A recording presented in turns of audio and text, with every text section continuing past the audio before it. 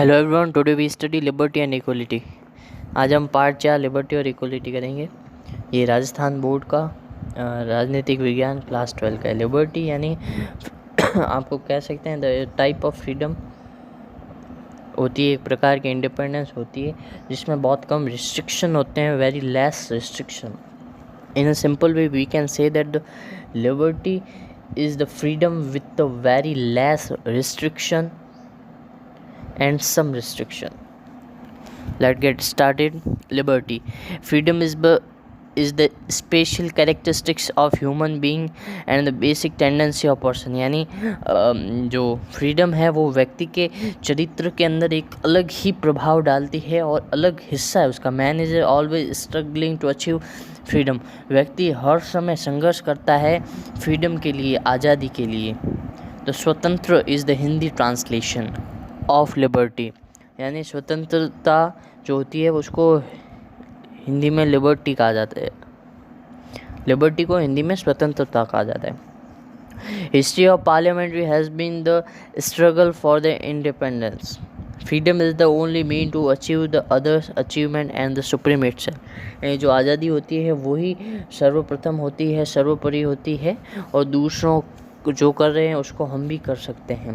अब meaning and definition of liberty. Freedom is the name of person's ability to work according to own choice during this time there is no obstacle freedom of other people. यानी आज़ादी वही है जो व्यक्ति अपने अनुसार कार्य कर सकता है, अपनी मर्जी के अनुसार कार्य कर सकता है, परंतु दूसरों के कार्यों के अंदर दखल अंदाजी नहीं कर सकता। यानी व्यक्ति खुद का जो भी वो पाना चाहता है जीवन में वो सब कुछ पा सकता है, पर दूसरों के जो आज़ादी है उसमें दखल अंदाजी नहीं कर सकता है। अब meaning of negative freedom. It is the condition in which no bond the person is the fair ability Mill से state should not interference into any individual person. यानी नेगेटिव मीनिंग, अगर उसको इतनी सारी आज़ादी दे दोगे तो वो तो अपने अनुसार काम करेगा, राज्य को कुछ मानेगा ही नहीं, और वो कुछ गलत भी कर सकता है दूसरों के साथ। मतलब ज़्यादा फ्रीडम अच्छी नहीं होती। अब है positive meaning of freedom. Human should create the condition themselves which can develop the condition for their development as well as the fellow citizen। मतलब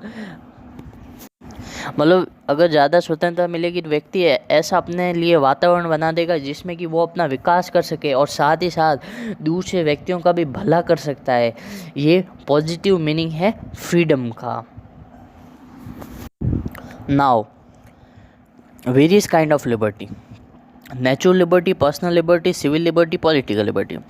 इधर 4 प्रकार की लिबर्टी बता रखी है, और भी कई प्रकार की लिबर्टी होती हैं। नेचुरल लिबर्टी यानी जो आज़ादी हमें प्रकृति द्वारा मिली है, नेचर द्वारा मिली है, उसको नेचुरल लिबर्टी कहते हैं। यानी वो तो हमें कोई दे ही नहीं सकता, ना राज्य दे सकता है, ना कोई और दे सकता, वो नेचुरल लिबर्टी है।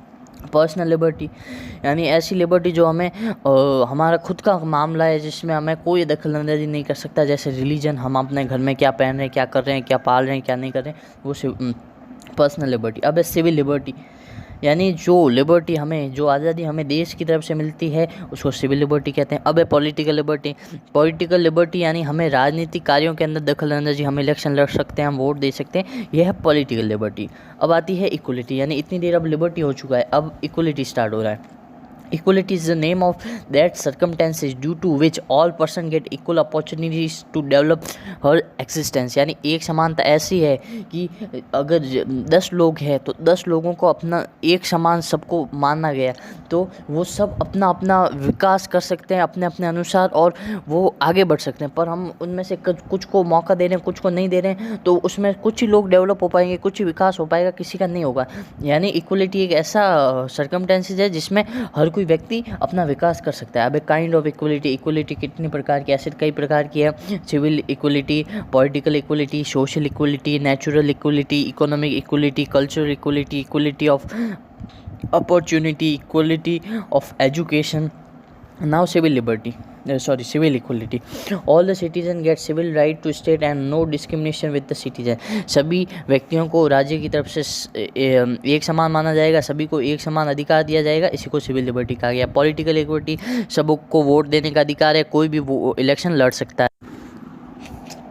Political equality, social equality grants the equal social equality grants to equal opportunities to all persons for the development of participation। यानी पार्टिसिपेशन यानी सामाजिक कार्यों के अंदर हम हिस्सा ले सकते हैं इसी को, और सबको एक समान मौका मिलेगा। अब है नेचुरल इक्वलिटी। आपकी स्क्रीन पे अभी फ़ोटो आने वाला है, इमेज आने वाली है नेचुरल इक्वलिटी। नेचुरल इक्वलिटी यानी प्राकृतिक एक समानता। और भगवान ने तो सबको एक समान ही बनाया है, इंसान ने ये बाकी आगे आके ऊंच नीचता बदल। अब इकोनॉमिक इक्वलिटी, अगर इकोनॉमिक इक्वलिटी नहीं होगी तो जितनी भी आपको इक्वलिटी बताई गई है उनका कुछ मतलब नहीं, क्योंकि यही मेन है। कल्चर इक्वलिटी यानी कि जो मेजॉरिटी माइनॉरिटी है उन दोनों को जो ज़्यादा तादाद में कम तादाद में उनके साथ क्या व्यवहार किया जाता है उसको कल्चर इक्वलिटी है। अब है इक्वलिटी ऑफ इक्वल अपॉर्चुनिटीज़, ये सबसे इम्पोर्टेंट है। The state provide the equal opportunities for the appropriate development to all citizen, यानी राज्य हर व्यक्ति को एक समान मौका देता है अपने व्यक्तित्व में सुधार करने का। इसी को कहा गया है इक्वल अपॉर्चुनिटीज़ ऑफ। यही मेन है, अगर ये आपने पढ़ लिया तो ये सबसे मेन पॉइंट है ये, यानी राज्य सबको एक समान मौका देता है। इक्वलिटी ऑफ एजुकेशन यानी राज्य सबको एक समान पढ़ाई का मौका देता है। हाँ, पर जो पिछड़ा वर्ग होता है, जिसके पास पैसे का कम अभाव होता है पैसों का, उनको कुछ आर्थिक मदद भी देता है और ज़्यादा मदद देता है। अब relationship between equality and liberty यानी एक समानता और ये इंडिपेंडेंस यानी स्वतंत्रता के बीच में क्या संबंध है। तो freedom and equality as conflicting, यानी कुछ लोग बोलते हैं कि ये कॉन्फ्लिक्ट कर रहा है, और second thought is consider supplementary to each other. कुछ लोग बोल रहे हैं ये तो एक समान है, कुछ लोग बोल रहे हैं ये तो एक विपरीत है।